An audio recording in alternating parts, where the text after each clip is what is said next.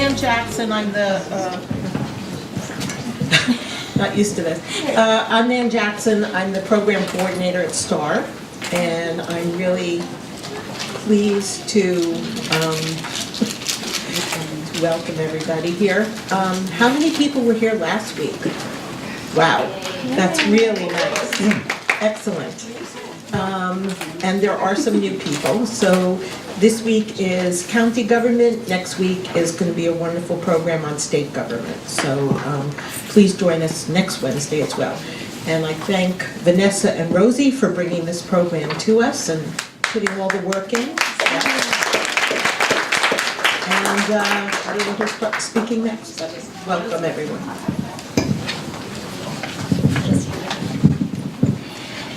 Hello, and welcome to the second part in our three-part series, What's Gov Got to Do with It? Thank you so much for coming out tonight. We're Rosie and Vanessa, the organizers of this Civics series, and we're from Hudson Valley Empowerment and Research Society, a local action group that we started with some other parents of young children about 1.5 years ago. While initially we got together to talk about politics, our group has evolved to focus on holding each other accountable to being informed and positive contributors to our community. And here we are, in a room full of people taking time out of their busy lives to learn about county government. Yay for you! So organizing this series truly has been a labor of love, so I want to do some acknowledgements, and then I'll introduce tonight's speakers. So first of all, Matt Stinchcomb and the Good Work Institute really served as the inspiration for this series.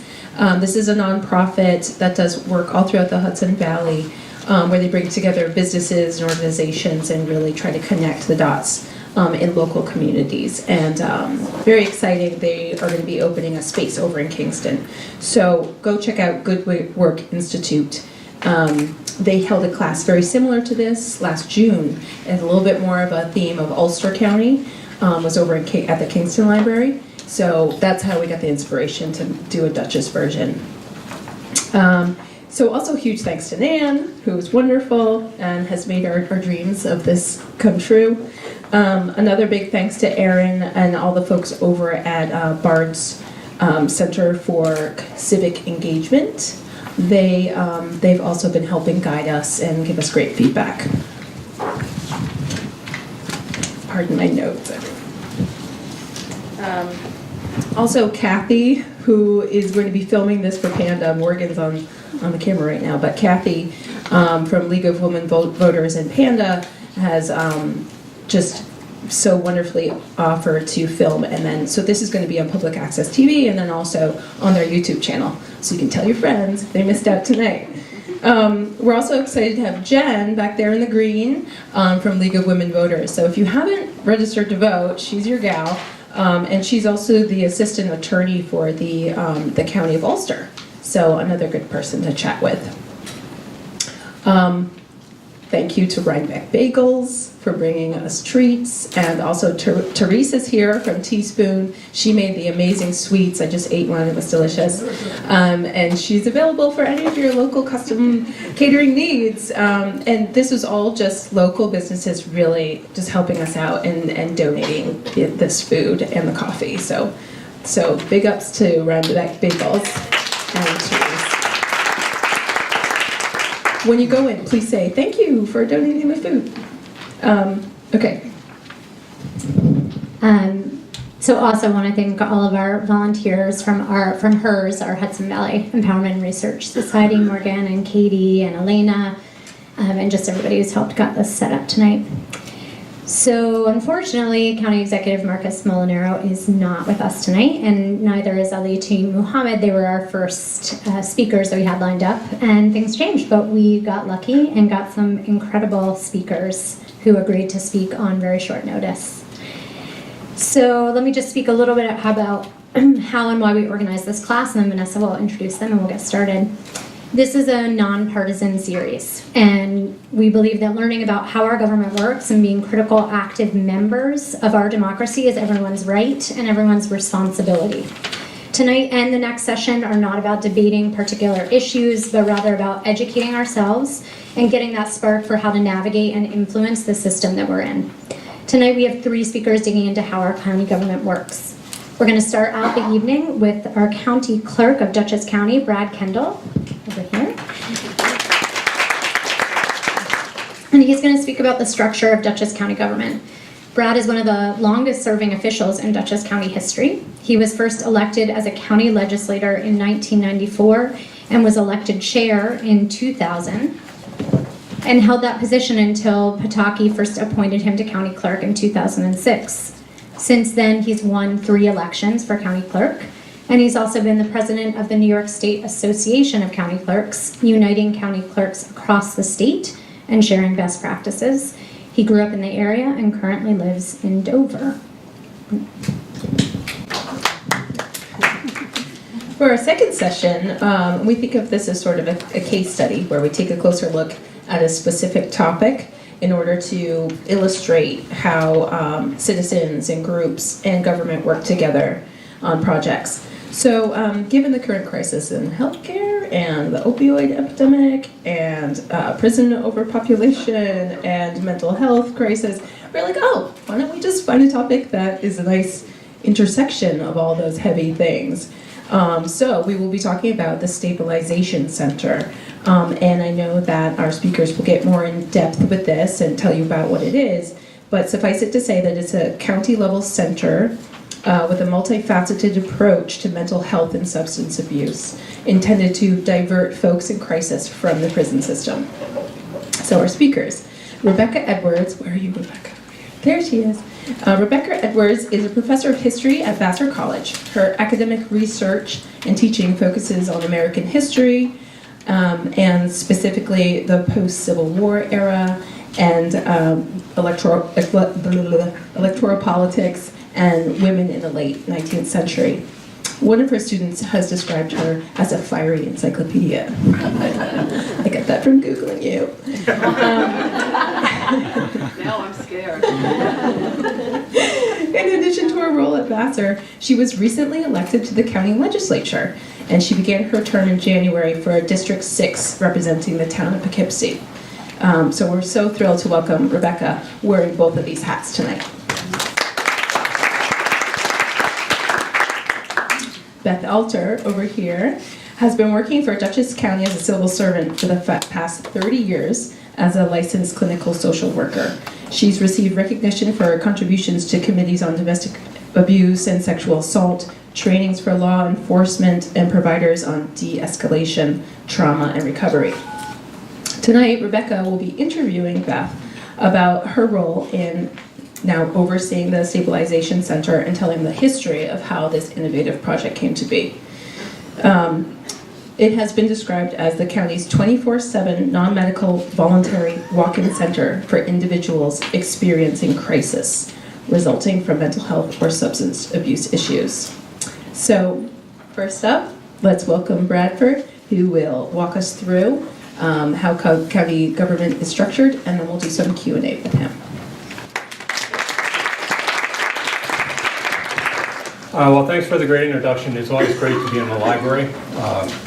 I grew up in the town of Beekman in the 1960s. My mother was on not a founding trustee, but certainly in the group that started the town of Beekman Library. I spent many Saturday mornings at the town of Beekman Library, which was in a one-room schoolhouse next to Greenhaven Prison. You could look through the floor and see the dirt beneath it. There was a lot of concern about whether the library would actually hold up the books that were in there, and they eventually condemned it and moved to other facilities. And now actually Beekman has a pretty nice library of its own, but this is absolutely just a marvelous facility. So Marcus has lost is my game. It's a pleasure to be with you tonight.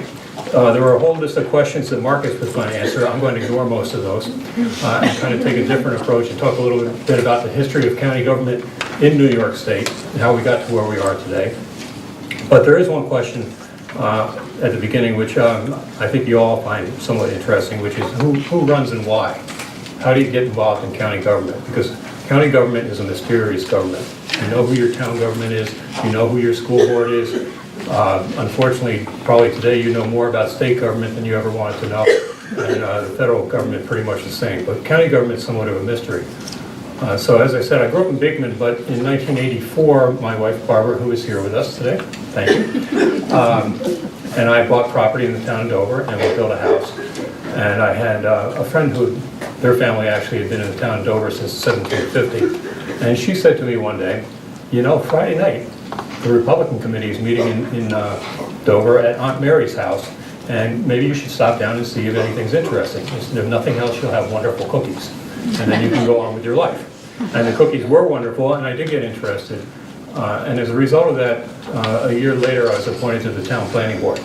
The planning board at that time was actually a majority Democratic town board. But I had built the town supervisor's house, and she was the Democratic supervisor. So I had her vote and a couple others. And I served on the planning board for 6 years till I became county legislator. I ran for county legislature in 1991 and lost, which is a very humbling experience, and decided I was never going to run for elected office again. And then 2 years later, I got talked into running again, and I've been involved in county government ever since. So that's kind of one of the many routes that you can take to county government. My first experience with county government was in 1967. If you do the math, I was pretty young, and if we have time for questions, we can go into that then. So, county government, the most mysterious level of government. We're going to go to the next slide. Wonderful. So there are multiple layers of government in New York State, and this kind of encapsulates it. We are sitting in the village of Rhinebeck, or very close to the edge of the village of Rhinebeck, which is in the town of Rhinebeck, which is in the county of Dutchess, which is also a social service district, a civil service district, and a health district under New York State. Judicially, we're in the 9th Judicial District and the 2nd Appellate Division. In terms of state services, we are in the DOT Region 9 and DEC Region 9 in the state of New York in the United States of America. And if that's not enough government to kill a cow, I don't know what is. So, when I was first elected, you can go on. In 1994, Cornell Cooperative Extension used to hold a seminar, somewhat like this, about explaining the roles of government. And they would invite newly elected officials, and we would go out to Cooperative Extension. Professor Jerry Benjamin, who some of you may know, would hold a seminar that evening. And we got there, and he said, how many people from county government? And 2 of us raised our hands. Tara Sullivan was the other one. She had just been elected in Ulster County. And he said, well, I'm not going to spend a lot of time on you guys. You'll be a lot less frustrated if you realize the counties are an artificial creation of the state of New York for the delivery of state services, which doesn't make it any less frustrating, but it's certainly true. So as we go back in history, when did counties start? They started in 1683. Thomas Duncan was the governor of the colony of New York. He was appointed by the Crown to oversee New York State. New York State was not particularly well run at the time, and he came in and gave it structure. And one of the structures he gave it was creating counties. Now this, you may recognize or may not, but this is a statue to Thomas Duncan at Mount Carmel Square in Poughkeepsie on the way down to the train station, dedicated by Franklin Roosevelt in 1930 in the memory of Thomas Duncan. He also, small fact, designated Bryant Park as the first public space in North America, where it still remains a public space. So in 1683, 12 counties, you can go forward, were created. New York County, Westchester County, Ulster County, Albany County, Orange County, Richmond, Kings, Queens, Suffolk, Dutchess County, and then Dukes County, because you need a duke if you have a duchess, and the county of Cornwall. Dutchess was described as from the bounds of Westchester on the south side of the Highlands, along the east side of the Hudson River as far as the Roll of Jansen Creek, and eastward into the woods 20 miles. So it encompassed all Putnam County and part of southern Columbia County at the time. Now the 20 miles led to a few problems because Connecticut felt like it went farther west, and New York felt like it went farther east. That was finally resolved in the Treaty of Dover. I like saying Dover a lot because I live in the Treaty of Dover of 1767, which resolved the boundary by ceding the land to New York along the eastern edge of Putnam and Dutchess, and giving Connecticut Greenwich, Connecticut. I still think we got the better part of the deal. That explains why you have the little handle on the top of Dutchess County, which kind of juts out and up. But that was part of that deal. What happened to Dukes County? Well, Dukes County was Nantucket, Martin's Vineyard, Elizabeth Island, and No Man's Land. And Cornwall was the Pemaquid and all adjacent lands, which happens to be near Booth Bay, Maine. And I imagine at some point, New York State gave up their claim on that. From those original 12, but mostly 10 counties, we are now 62 counties across the state of New York. The city of New York accounts for 5 of those counties, and 57 counties are outside of the city of New York. 51 of those counties provide DMV services. So we started out as a colonial government, 1683. For 30 years, nobody paid attention to Dutchess County. They tried to collect taxes that didn't go over very well, and they decided they really needed some people on the ground in Dutchess County. They appointed a supervisor. At the time, there were 400 non-native inhabitants of Dutchess County who needed to pay their taxes. In 1715, I'll get into that in a minute, but in 1719, they divided the county into 3 precincts. And then in 1788, New York State, after the conclusion of the Revolutionary War and the new Constitution, was divided into towns across New York State, and there were 9 towns created in Dutchess County. So in Dutchess County, we have 3 constitutional officers. These are officials created under the New York State Constitution. Every county has them, except, no, I'm not sure about the sheriff in New York City, but certainly every other county has a county clerk and a district attorney. The county clerk in Dutchess County was created in 1715. We like to remind the sheriff that we started 2 years before he did. The sheriff was in 1717. The office of district attorney was not created until 1821 with a new constitutional revision across the state of New York. Constitutional officers are subject to removal by the governor, and hence appointment to the governor, which explains why George Pataki had the appointment when Colette LaFuente stepped down. As a constitutional office, it's the governor's responsibility to appoint a successor until the next election. This comes up often in terms of term limits, discussions about term limits. And it's been held in a case out of Long Island that you cannot term limit a constitutional office. You cannot add a qualification beyond what is in the New York State Constitution. So you can term limit the county executive, you can term limit the county legislature, the comptroller, but not the constitutional officers. Over time, the supervisors evolved. So we started with 9 towns in 1788. By 1803, we've grown somewhat, and the first chairman of the county legislature was appointed. And throughout the 1800s, the duties increased for county government, from being responsible for the poorhouse, for the upkeep of roads. Some of you may know that the county poorhouse, then we'll call the infirmary after that, Millbrook, existed early on. And the reason actually the county had a poorhouse was back in the 1800s. The indigent poor, the resident poor, were the responsibility of the towns. The transient poor were the responsibility of the counties. So the towns kept trying to push people out and keep them moving, because then the county would have to pay for it on the towns. There was a lot of mundane issues in front of the Board of Supervisors of the town, but there were some that they could not avoid, one of which in 1896 was setting a bounty on foxes. Now, I don't think Elizabeth Spinsey is here, but she's lucky she wasn't a supervisor then, because in that year, the county bounty of $1 be paid for every fox that is killed in Dutchess County. No town bounty shall be paid.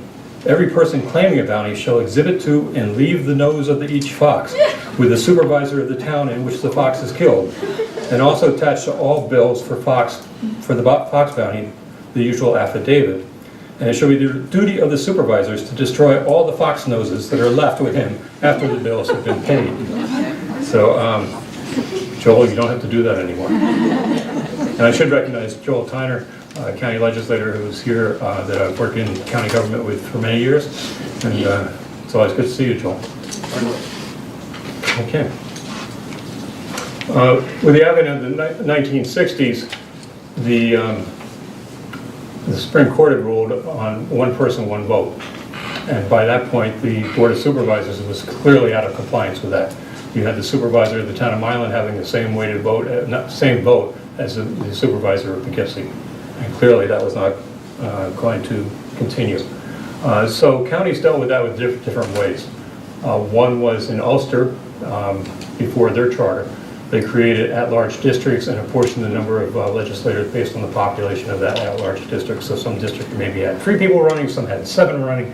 If you went over there, the billboards are very confusing, who knew who they were voting for. They changed that when they went to the charter. The other way they dealt with that was to give each supervisor a weighted vote based on their population. Dutchess County chose to create a charter form of government, which meant we were going to have an elected executive, an elected county legislature, and a comptroller. So at that time, when they created the charter in 1967, we now this year celebrating 50 years of charter government. The county legislature was no more than 37 members.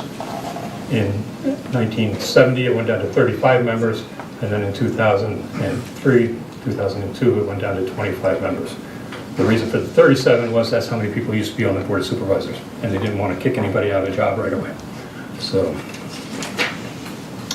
well, we move to the county elected officials. Some of you might recognize this stunning young man on the first vote. We always hope the county government is always tacking in the same direction. Not always so, but we always like to think it. The charter is much like the Constitution of the United States. Article 2 creates the legislative branch. Article 3 creates the executive branch with responsibilities over a variety of departments. The finance, the IT, county attorney, mental health and health department, human resources, planning, the public defender, social services, and emergency response.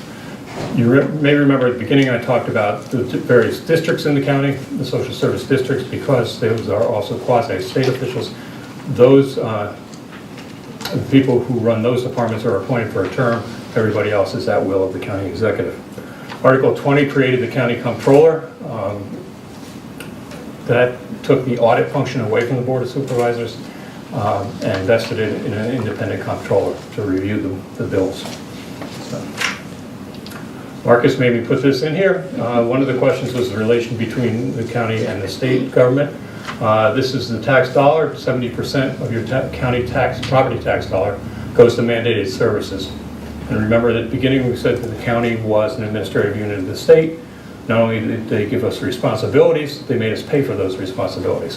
So 70% of your tax dollar goes to mandated expenses, which the county has very little control over and must pay the bill. And then you get to the other 30 cents, which is optional, which they think 911 is optional. Something like plowing the county roads is optional. We're not required to do that. We could push it back on the towns. And a few other things that kick around. So it's that's kind of the relationship there. Finally, this is a shameless plug for the county clerk's office. These are the many services we provide in the county clerk's office. We're happy to do that, as I said. In 51 counties across New York State, the county clerk is the agent for the Commissioner of Motor Vehicles. We run the Department of Motor Vehicle offices in the county. We provide the space, we provide the employees, they provide what we work on. And we love it when the computers work and we hate it when they don't, but we can't control them. And then the legal division is really the historic basis for the county clerk's office. We're responsible for the land records of the county. Our earliest deeds go back to 1718. The court records of the county, both the county court and the Supreme Court, and then a variety of other services we provide, which are also on the card that I passed out earlier today. There was a question, I think, in here. What was the unique? Well, before I get to that, the other question was county level committees, and I don't know if Rebecca's going to cover that here. There are a variety of committees, both in the legislature, but also volunteer committees. Some people wonder, how do you get chosen? The legislature advertises openings on those committees, invites resumes to be submitted. There is a review committee that goes through those resumes when there's openings on various committees, and then the legislature appoints you. Some for terms, some for at will. Do you need a legal background to understand the legalese? No, you just need to bring common sense to those committees. We have plenty of lawyers in county government, no offense. Plenty of lawyers in county government can help with the legalese. What the committees are really looking for is the input, citizen input, to make sure that all concerns are being addressed across Dutchess County. So let me finish up with what is unique about Dutchess County, what I think is unique about Dutchess County. Dutchess County is really, if you think about it, a microcosm of New York State. You start the highest point of Dutchess County, Brace Mountain, in the town northeast, in Chiconix. down to sea level in Beacon. You go from the agricultural northeast in the center down through the suburban areas of southern Dutchess, and then to the urban areas of Poughkeepsie and Beacon. And then, of course, there's no other Rhinebeck in the state of New York. And that certainly helps us be unique. I do need to thank Catherine, who did all the PowerPoints. I've never done a PowerPoint before. I tried not to do a PowerPoint, but Vanessa was relentless and said we need the PowerPoint. And so Catherine did the PowerPoint, so let's thank her for doing that.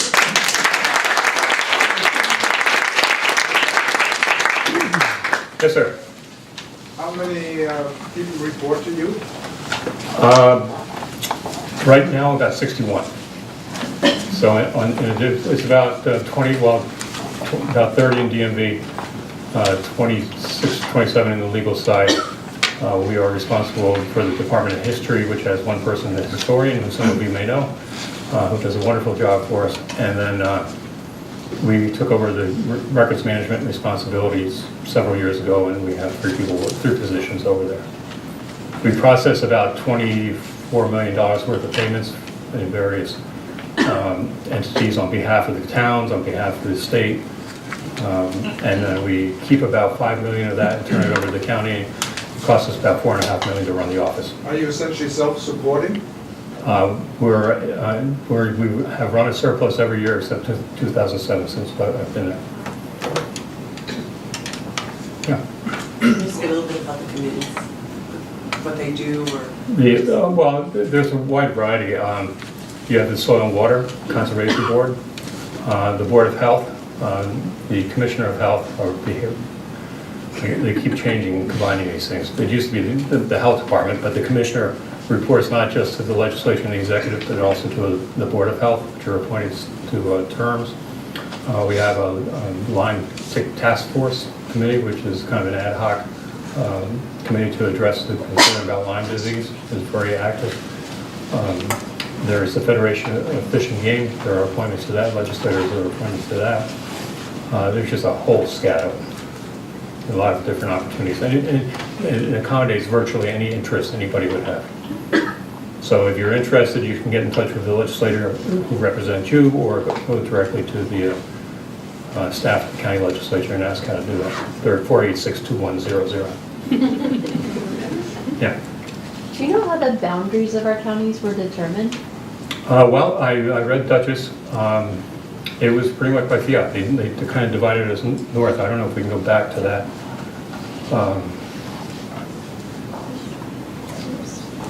So this in 1683, you had Suffolk County, and then Queens and New York County, Richmond County, which is Staten Island, and then Westchester, Orange, and Dutchess are in the blue because they were unorganized. They didn't have a government. Dutchess was administered out of Ulster County for the first 30 years of its existence, and Orange County was out of New York County. And then Albany County was everything else. And as population grew, it's very hard to see the faint blue dots, but those were identified in this map as property under control of Native Americans in 1683. And then as the population spread west to administer that, they began to make new counties. In some cases, they cut them off. In Dutchess's case, Putnam wanted to be a county of itself. It felt detached because of geography. And so in 1812, I believe, they became a separate county. We'd like to get them back, actually. We'd still be smaller, way smaller than Westchester County. You can talk about consolidation. That'd be the mother of all consolidations of government. But I don't think it's going to happen. So it really had to do with population and the availability of, not the availability, the population and the need to collect taxes, for one. That's who has a prime mover. Because at the time, once you established towns, then you had to have a board that then collected the taxes from the towns. It was before they had individual property taxes. Yeah. You talk about the snow plowing, and it is confusing who's responsible. Sometimes you think you live in a town, but all of a sudden the county truck zooms by. And the arterial in Poughkeepsie was a particularly sensitive issue a couple years ago. It was not plowed properly, and everybody said, oh, that was, the county was supposed to plow. So what's more efficient? Like you said, maybe the town should only do within their boundaries. Why does the county plow? Or can they do a better job for everybody? Well, I'm not the DPW commissioner, but having dealt with this a little bit, the arterial is the responsibility of the New York State Department of Transportation. State. The state. And I drive through there in the winter, it's not good. The county has had a program of shared contractual services with the towns with the theory that to cut down on the distance the town has to, or the county has to travel, but also it doesn't make sense for 3 different crews to be running over the same road, 2 with their plows up and 1 with the plow down. So that's something I think you can't force any party into that agreement, but the county has used that mechanism to try to bring some semblance of order to it. So I know certainly in my area there's a county road that isn't connected to any other road, and they contract with the town to plow because they don't want to drive 15 miles before they have to drop the plow. So, yeah. Could you say a little bit about, in the legislature, how do laws get proposed? Like, why are legislators proposing something there? Where does the impetus for that proposal come from? And this is a multi-part question, but maybe just what that interaction is like between county law, things that get passed at the county legislature and then state? Well, I'll do that. Remind me to come back to that one at the end. But there's numerous resolutions. There's about 400 a year. The bulk of those come from the executive branch to modify the budget or receive money in from a grant program because it's kind of an ongoing budgetary process. And then individual legislators can propose local laws, resolutions based on their passion or they think the need for the community. It then goes in front of the county chair, who's supposed to refer it to a committee, and then the committee is charged with reviewing that. And if it survives a committee vote, then it will be considered by the full legislature. I think probably one of the most significant ones I was involved with as chair was the Indoor Clean Air Act in Dutchess County, where we banned smoking in bars and restaurants. It was very controversial at the time. It failed on the first vote. It was actually probably a 4-year process to get to the point where we could pass it. To his credit, one of your local legislators, Woody Close, changed his mind and became the deciding vote to pass it 18-17. At the time, we were a 35-member body to enact that law.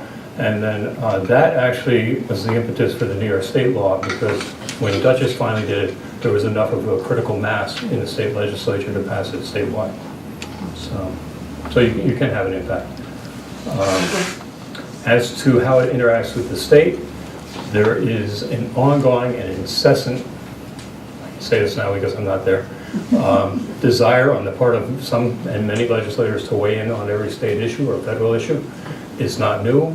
In 1968, the county legislature beseeched the North Vietnamese government to release the POWs. I don't think it helped. I'm not sure it hurt, but it didn't really have any effect. It takes up an incredible amount of time and effort on things that could be more, my personal opinion now, better focused on issues that actually affect county government. Joel probably has a different opinion. Which is what makes the place great, because there are 25 legislators, there are 25 opinions. And I can tell you that being chair was one of the most challenging things I did. 7 years was long enough. Actually, I missed tying the record by 1 day, but I had to take my post as county clerk, or the opportunity was going to go away. So, yeah. Do county laws or laws that pass in town will always supersede town and village laws? And are there certain things that you can't, like certain types of legislation that cannot be passed at county level? Can you repeat that, Brad? Sure. So the question is, I think, really, what's the relationship between a town law, a county law, and ultimately a state law? Yeah. So there are certain areas the town preempts the county. Land use is preeminently that the town has clearly control over how their land is used within the town.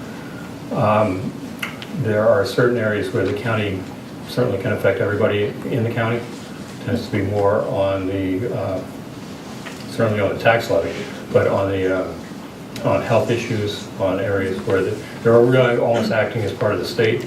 And then there's the whole issue of preemption, which means if the state has occupied the field with a regulatory scheme that is comprehensive, the county cannot affect that.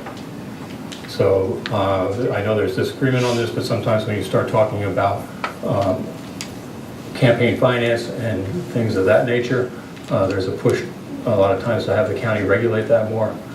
It's pretty clear from, to me anyway, that that the state has preempted that.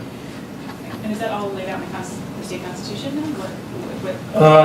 Well, the New York State law would take up probably one of those bookshelves. And then you have the state constitution, which is fundamental to everything. But then all the enactments, the state legislature considers 11,000 bills a year to change that. And then you have case law, which is decided judicially. So it's complex. Keeps the lawyers busy, right? Yeah. If you use that example of, say, the smoking in public restaurants versus, I'm just going to use the campaign financing, if you start at the ground level at the county, that you said that in Dutchess County, we were able to produce legislation that New York State then adopted. New York State had adopted, Yeah. everybody could smoke. Why wouldn't the same be true for campaign finance then? Because New York State hadn't acted on smoking. So they didn't have a comprehensive public health law regulating smoking. So in that case, you can work your way up. But when there's comprehensive regulatory scheme, you're bound by the state. Any other questions? Sure. So, this is very open-ended, but for example, one of your committees, like the Lyme disease. Yeah. What can they do as a committee? Like, do they do research? Do they try to come up with ideas? Do they read research and then come up with ideas of what the council can do? And then, if they come up with ideas, can they enact any of this? Do they have any power to enact any? So the question is, these committees that are created, what responsibilities do they have? What, I guess, what kind of regulation might they affect?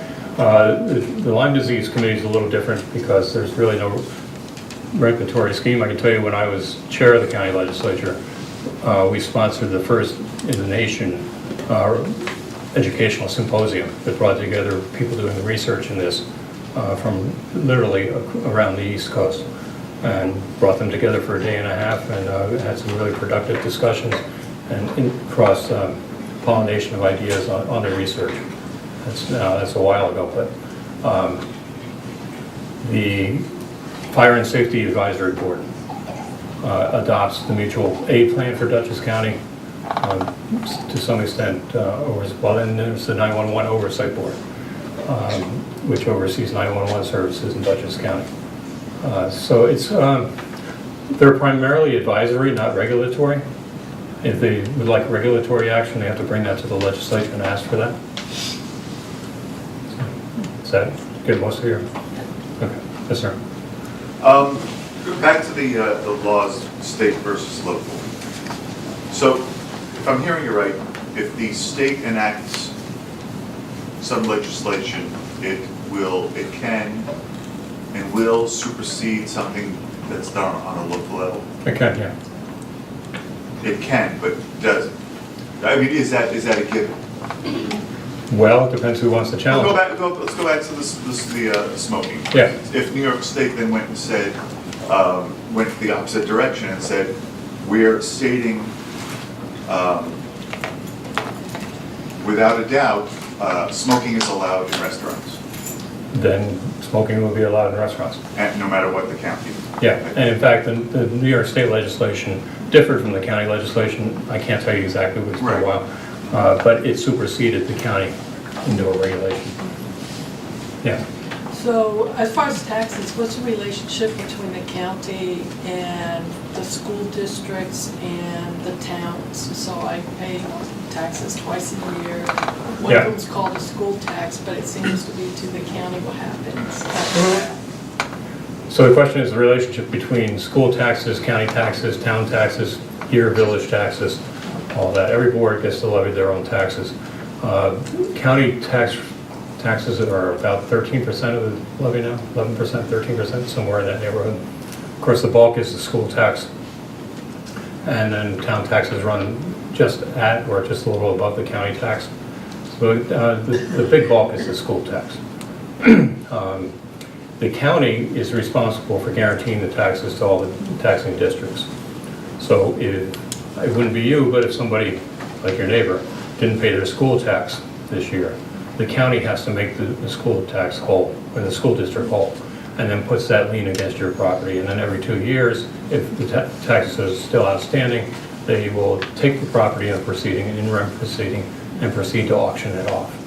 So the ultimate enforcement lies with the county.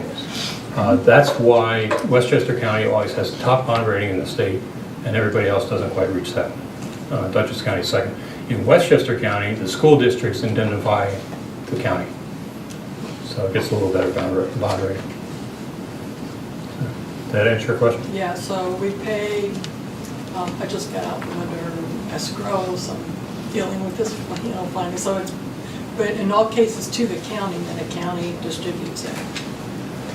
No. Okay. The taxes are paid to the town tax collector. Okay, yeah.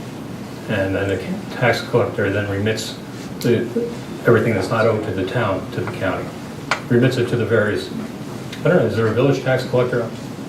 Okay, so there's a village tax collector. They tend to be on a different cycle, but So the county does not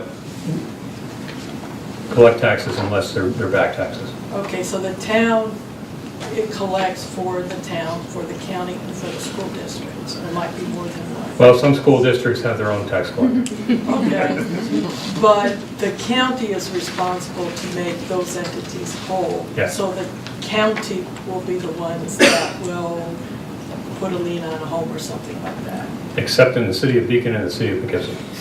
Okay. One more question. One killer one, knock it out of the house. Barbie, got any questions? That's a lot of pressure. Well, thank you very much. It's a great opportunity.